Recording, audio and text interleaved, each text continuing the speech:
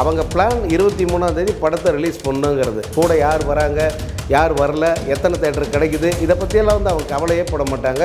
எடுத்த முடிவில் உறுதியாக இருந்து அதை செயல்படுத்தக்கூடியவர்கள். அதுலேயும் மங்காத்தாவுக்கான அந்த கிரேஸ் எப்படி இருக்குன்றதை சன் பார்த்துட்டாங்க. இது எந்த படத்துக்கும் போட்டி, இந்த படத்தை ஒழிக்கணும் அல்லது முடக்கணும் அல்லது ஜனநாயகன் ரிலீஸே ஆகாதுன்னு நினச்சிக்கிட்டு இவங்க பண்ணுறாங்க அப்படிங்கிறதெல்லாம் வந்து தற்குறித்தனம். அது எல்லா படத்துலையுமே வந்து அவங்களுடைய தற்குறித்தனத்தை தான் காட்டிக்கிட்டு இருக்காங்க. இவங்களுக்கு தள்ளி வைக்க வேண்டிய அவசியமே ஒன்றும் இல்லை. இன்னொன்று, ஜனநாயகன் வெளியாகாதுன்றது எல்லாருக்குமே தெரியும். அது சன்னு தான் அப்படின்னு ஒன்றும் நமக்கு இது பண்ண தேவையில்லை. சினிமா ஆளுகிற அத்தனை பேருமே வந்து தெரியும் இப்போ வந்து இந்த படம் ரிலீஸ் ஆகிறதுக்கு வாய்ப்பு இல்லை.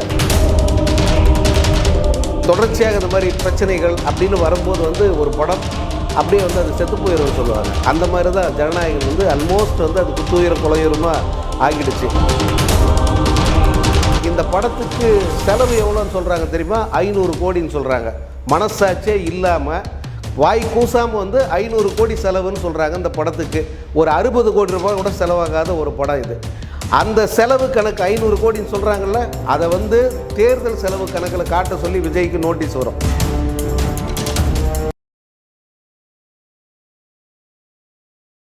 சார் வணக்கம் சார். வணக்கம் முருகன். சார் எப்படி இருக்கீங்க? நல்லா இருக்கு முருகன், நீங்கள் எப்படி இருக்கீங்க? நல்லா இருக்கேன் சார். சமீபத்தில் செய்தி உங்களுக்கு தெரியும் நினைக்கிறேன், விஜய் அவர்களுடைய ஜனநாயகன் படமும் 3 வாட்டி போஸ்ட்பேன் வழக்கில் சந்திச்சுட்டு இருக்காங்க. அது வேற தெரியும் வந்து பார்த்தீங்கன்னா 2வது தடவையும் போஸ்ட்பேன். இது நீங்கள் எப்படி பார்க்குறீங்க? அது எதிர்பார்த்தது தான். ஜனநாயகன் வந்து இப்போதைக்கு ரிலீஸ் ஆகாது, அதற்கான வாய்ப்பு இல்லை. இப்போது நாளை மறுநாள் வந்து இந்த படத்து இயரிங்கு வருது ஹைகோர்ட்டில். அப்படி வரும்போது அங்கேயும் சென்சார் போர்டு வந்து 4 வார கால அவகாசம் கேட்பாங்க, அப்படி தான் வந்து சொல்கிறாங்க. ஏன்னா சென்சார் போர்டை பொறுத்த வரைக்கும் நடைமுறையில் என்ன பிரச்சனை இருக்குன்றதை அவங்க கோர்ட்டுக்கு வந்து விளக்கிடுவாங்க. கோர்ட் அதுக்கு மேலே வந்து அவங்கள கட்டாயப்படுத்தி நீங்கள் சர்டிஃபிகேட் கொடுங்கன்னு சொல்ல முடியாது. சார் நாங்கள் சர்டிஃபிகேட் கொடுக்குறோம், ஆனால் எங்களுக்கு 4 வாரம் தேவை, ஏன்னா எங்களுக்கு ப்ராக்டிக்கலாக இவ்வளோ சிக்கல் இருக்குது, இதை பார்த்து அப்புறம் அந்த கருத்துக்களை வாங்கி சர்டிஃபிகேட் தயார் பண்ணி எங்களுக்கு கொடுக்குறது எங்களுக்கு டைம் தேவை சார்ன்னு சொல்லும்போது நீதிமன்றம் அதை மறுக்காது. அதே நேரம் இந்த 4 வார காலம் அதுக்குள்ளே வந்துருச்சுன்னா படம் வந்து ரிலீஸ் ஆக வாய்ப்பு இருக்குது. அப்படி இல்லை தள்ளி போகும் அப்படின்னா படம் வந்து ரிலீஸ் ஆகாது. ஏன்னா தேர்தல் நடைமுறை அது அமலுக்கு வந்துடும். ஏன்னா இன்னும் 6 வார காலம்தான் இருக்குது. இந்த தேர்தல் அறிவிக்கப்பட்டு அந்த நடைமுறைகள் அமலுக்கு வர்றதுக்கு 6 வார காலம்தான் இருக்குது. இந்த 6 வாரத்துக்குள்ளே என்ன பண்ண முடியும்? அதனால் கொஞ்சம் கஷ்டம் ஜனநாயகன் வர்றது. தெரிய பொறுத்த வரைக்கும் வந்து அது முதல்லையே வந்து அது போஸ்ட்போன் பண்ணாங்க. அதுக்கப்புறமா இப்போ அந்த திரௌபதி 2 அந்த படத்தோட இயக்குனர் நேரடியாக கேட்டுக்கிட்டதால் வந்து அவங்களுக்கு வாய்ப்பு தரணும், புதியவர்கள் இளைஞர்கள் அவங்களுக்கு வாய்ப்பு தரணும்னு சொல்லிட்டு கலைப்புலி தானு அவர்கள் அந்த ஒரு பெரிய மனசு பண்ணி அந்த படத்தை திரும்ப 2வது முறையாக வந்து ஒத்தி வச்சுருக்காரு. அது மீண்டும் எப்போது ரிலீஸ் ஆகும் அப்படிங்கிறது வந்து தானு சார் வந்து அறிவிப்பார். இல்லை சார், தயாரிப்பில் தானுக்கிட்ட முறையிட்டவர் ஏன் சன் நிறுவனத்துக்கூட முறையிட்டு இருக்கலாமே? ஏன்னா சன்னு வந்து தன்னுடைய முடிவிலிருந்து ஒருபோதும் மாற்றிக்கவே மாட்டாங்க. ஏன்னா அவங்க ஒரு கார்ப்பரேட் நிறுவனம், எதையுமே திட்டமிட்டு கரெக்டாக பண்ணுவாங்க. அவங்க பிளான் 23ஆம் தேதி படத்தை ரிலீஸ் பண்ணுங்கிறது. கூட யார் வராங்க, யார் வரல, எத்தனை தேட்டர் கிடைக்குது, இதை பற்றியெல்லாம் வந்து அவங்க கவலையே பட மாட்டாங்க. எடுத்த முடிவில் உறுதியாக இருந்து அதை செயல்படுத்தக்கூடியவர்கள். அதுலேயும் மங்காத்தாவுக்கான அந்த கிரேஸ் எப்படி இருக்குன்றதை சன் பார்த்துட்டாங்க. அதனால் வந்து இந்த படத்தை திட்டமிட்டபடி ரிலீஸ் பண்ணி ஆகணும் அப்படிங்கிறதுனால இந்த சன்கிட்ட இவங்கெல்லாம் போய் பேசவே முடியாது, பேசவும் மாட்டாங்க.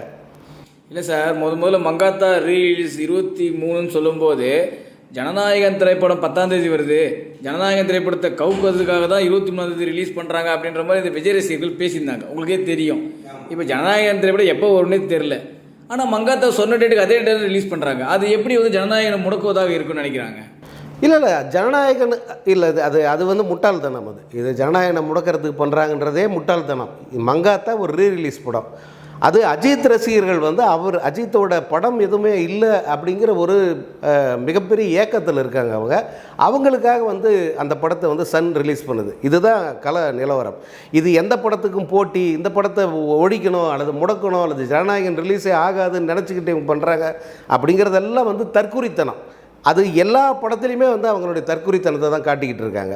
இது ஒரு கார்ப்பரேட் நிறுவனம், அவங்க ஸ்டைலில் வந்து ஒரு படத்தை ரிலீஸ் பண்ணுறாங்க. அது புது படமாக இருந்தாலும் சரி, ரீரிலீஸ் படமாக இருந்தாலும் சரி. அதுவும் சன் வந்து எனக்கு தெரிஞ்சு முதல் முறையாக ஒரு ரீரிலீஸ் படத்தை வந்து விடுறாங்கன்னு நினைக்கிறேன். அதில் அவங்க தெளிவாக இருப்பாங்க. எந்த படத்துக்கு எதிராக வந்து அதை அவங்க செய்யலை.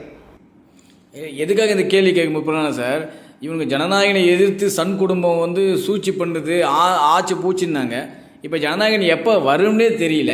ஆனால் மங்காத்தா நினச்சிருந்தா அவங்க தள்ளி வச்சிருக்கலாமே, நாங்களும் இப்போ போஸ்ட்போன் பண்ணுறோம், நாங்கள் லேட்டர் அறிவிக்கிறோம் அப்படின்னு சொல்லியிருக்கலாமே. ஜனநாயகன் எப்போ தான் அப்போ ரிலீஸ் பண்ணிடலாமே. இப்போ அப்படி பார்க்கும்போது இவங்க ஜனநாயகனை எதிர்த்துல இவங்க ரிலீஸ் பண்ணாத மாதிரி என்ன தோணுது?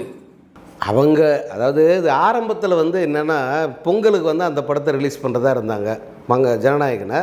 இந்த படத்தையும் பொங்கலுக்கு ரிலீஸ் பண்ணணுன்னு ஒரு பிளான் இருந்தது சன்னுக்கு. அதுக்கப்புறம் வந்து நம்ம இந்த பொங்கல் ரிலீஸுக்குள்ளே வந்து போக வேணாம், ரசிகர்கள் வந்து என்ஜாய் பண்ணி படம் பார்க்கட்டும், அது எந்த விதமான போட்டி சண்டை அந்த மாதிரி எதுவும் வரக்கூடாதுங்கிறதுனால தான் அவங்க 23ன்னு ஒரு டேட்டை ஃபிக்ஸ் பண்ணாங்க, சோலோ ரிலீஸாக வரட்டும் அப்படின்னு சொல்லிட்டு. இவர் கலைப்புலி தானு வந்து இந்த படத்தை தெரிய வந்து பொங்கலுக்கு ரிலீஸ் பண்ணோம் அப்படின்னு அவர் திட்டமிட்டார். அப்போது வந்து அவர்கிட்ட இந்த படம் இப்போ ரிலீஸ் பண்ணாதீங்கன்னு கேட்டுக்கிட்டதால் அவர் 23ஆம் தேதி தள்ளி வச்சார். அது கிளாஷ் மாதிரி வந்தது. இப்போ இந்த திரௌபதி 2 குழுக்காக வந்து அவர் படத்தை தள்ளி வச்சுருக்காரு. இவங்களுக்கு தள்ளி வைக்க வேண்டிய அவசியமே ஒன்றும் இல்லை. இன்னொன்று ஜனநாயகன் வெளியாகாதுன்றது எல்லாருக்குமே தெரியும். அது சன்னு தான் அப்படின்னு ஒன்றும் நமக்கு இது பண்ண தேவையில்லை. சினிமா ஆளுகிற அத்தனை பேருமே வந்து தெரியும் இப்போ வந்து இந்த படம் ரிலீஸ் ஆகிறதுக்கு வாய்ப்பு இல்லை அப்படின்ட்டு. அதனால் இந்த ஜனநாயகன் வர்சஸ் மங்காத்தா அப்படிங்கிறதே வந்து தப்பு இல்லை சார். இப்போ கலைப்புலி தான் அவர்களுக்கு அஜித் படம் வரும்போது மட்டும் அவர் தூக்கி ரிலீஸ் பண்ணுறாரு. உங்களுக்கே தெரியும், கடந்த வருடம் குட் பேட் அக்லி வரும்போது இப்போ சச்சின் ஒரு படத்தை தூக்கி வந்து ரிலீஸ் பண்ணார். படம் ரிலீஸ் 8 நாள்லேயே தூக்கி வந்தார். ஒரு 2 வாரம் கழிச்சு வந்தால் கூட பரவாயில்ல. யாரும் ஒரு ரீலீஸ் பண்ணும் என்பது எப்படின்னா ஒரு ட்ரையாக இருக்கிற மாதம், ஒரு படமே இல்லாத மாதம், ஒரு படங்கள் சரியாக போகாத இடத்துல ஒரு ட்ரையாக இருக்கிறப்போ ஒரு ரிலீஸ் பண்ணி இது பண்ணலாம். ஒரு படம் நல்லா ஓடிட்டு இருக்கும்போது தூக்கி வந்து ரிலீஸ் பண்ணுறாருல்ல, இப்போ அதுவே வந்து ஒரு கேள்விக்குறி தானே சார்? இல்லை, அது நான் வந்து அவர்கிட்ட போய் கேட்டுட்டேன்.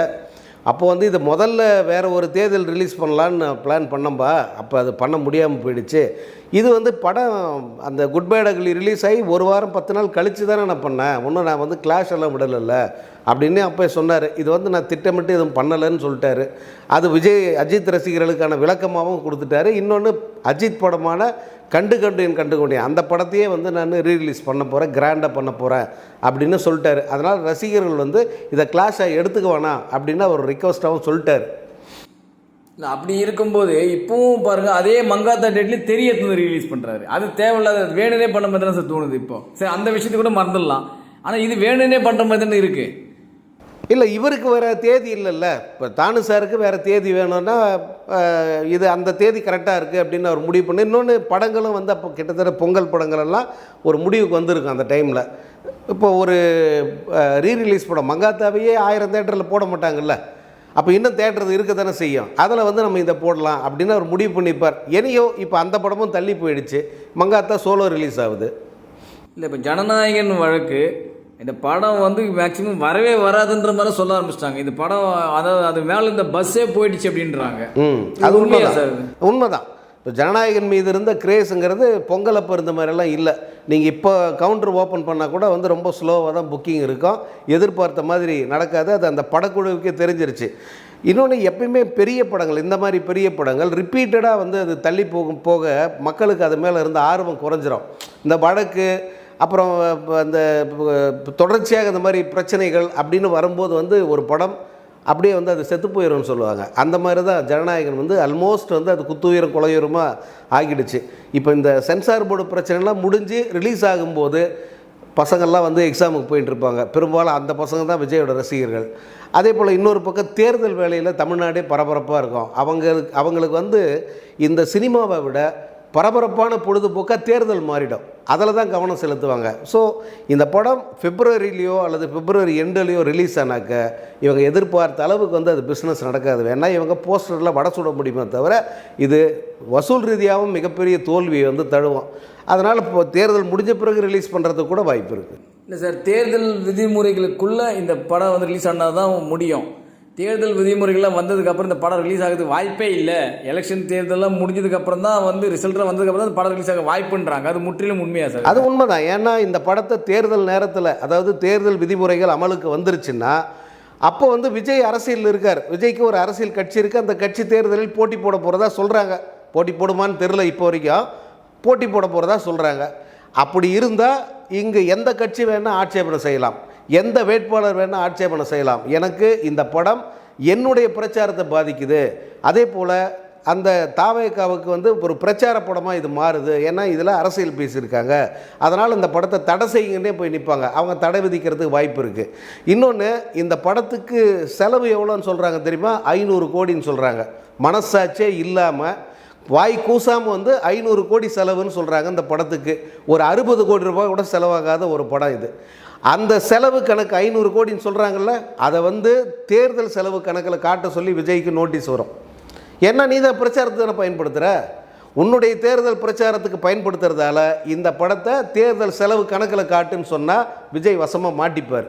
அதனால் அவங்களே கூட வந்து அதை தேர்தல் நேரத்தில் ரிலீஸ் பண்ணாமல் தவிர்க்கத்தான் பார்ப்பாங்க. சரி சார், பொறுத்திருந்து பார்ப்போம். Thank you very much sir. Thank you. நன்றி, வணக்கம். இது போல பல வீடியோக்களை கண்டு மகிழ எங்களது ரீசன்ட் வாய்ஸ் சேனலை மறக்காம சப்ஸ்கிரைப் பண்ணுங்க.